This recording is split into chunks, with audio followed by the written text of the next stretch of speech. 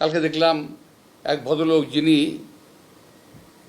আমি নাম নিচ্ছি না, তবে আপনি বুঝে নিন, যিনি দরবেশের সালমান রহমানের টাকা খেয়ে মোটা হয়েছেন, স্বাস্থ্য ভালো করেছেন, চেহারা সুন্দর করেছেন, লম্বা লম্বা কথা বলেন বাইরে থেকে। খুব দুর্ভাগ্যজনকভাবে উনি আমার সঙ্গে কালকে বাজে কথা বলেছেন।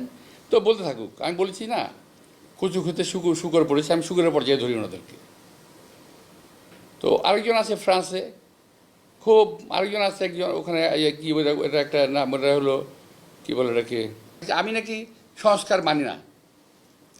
আমি বলছি ওই সংস্কার মানি না যে সংস্কারটা দেশের মানুষের প্রয়োজন নাই। আমি সে কথা বলেছি।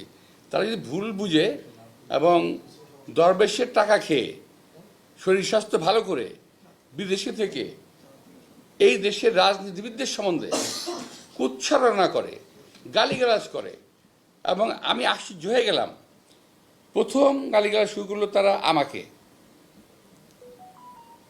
তারপরে তারা শুরু করলো আমাদের সেক্রেটারি জেনারেল মির্জা ফখরুল সাহেবকে, তারপর তারেক রহমান সাহেবকে, আমাদের অ্যাক্টিং চেয়ারম্যান, এমনকি তার পরিবার সম্পর্কেও তারা কথাবার্তা বলা শুরু করেছে। এই গোষ্ঠী কখনো বাংলাদেশকে স্থিতিশীল থাকতে দেবে না। কখনো আমার বিরুদ্ধে, কখনো ওর বিরুদ্ধে, কখনো তার বিরুদ্ধে লেগেই থাকবে। থাকবে কী হবে জানেন? ওরা ওই যে ইউটিউবের মধ্যে কি যে পয়সা কামানোর একটা রাস্তা আছে ওদের, সে পয়সা কামাই দিচ্ছে। আরে ভাই, পয়সা যদি লাগে আমাদেরকে বল, আমরা চাঁদা দিলে দেবো না, অসুবিধা নাই তো। আর ইচ্ছা, আর যদি প্রয়োজন হয় আল্লাহর রহমতে আমার দেওয়ার ক্ষমতা আছে, আমি দেবো না পয়সা লাগলে। কিন্তু পয়সার জন্য দেশকে ধ্বংস করার কোনো প্রয়োজন নাই। এরা যা করতেছে, আজকে আমি খুব দুঃখের সঙ্গে কথাগুলো বললাম, এই ধরনের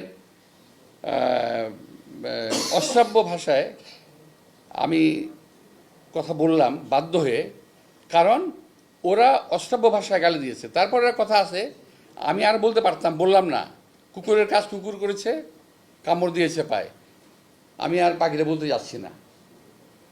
তো বন্দে আলী মিয়ার গল্প, এটা বোধহয় কবিতারা পড়েছেন ছোটোবেলায়, কিছুটা ভুলটুল হতে পারে, কি জানি, কুকুরের কাজ কুকুর করেছে, কামড় দিয়েছে পায়, তাই বলে কি কুকুরকে কামড় দেওয়া মানুষের শোভা পায়? তো আমি এই কথাটাই আমার শেষ কথা ওদের বিরুদ্ধে। আমি বলছি শুকুরের গোষ্ঠী এরা, এবং এরা কখনোই, এরা সাজানো বাগান ভেঙে দেবে, কখনোই বাংলাদেশকে স্থিতিশীল হতে দেবে না। আপনারা অপেক্ষা করেন, কদিন পর তার ইউনুস সাহেবকে ধরবে। আমি এটা বলে দিচ্ছি আমি আপনাদেরকে।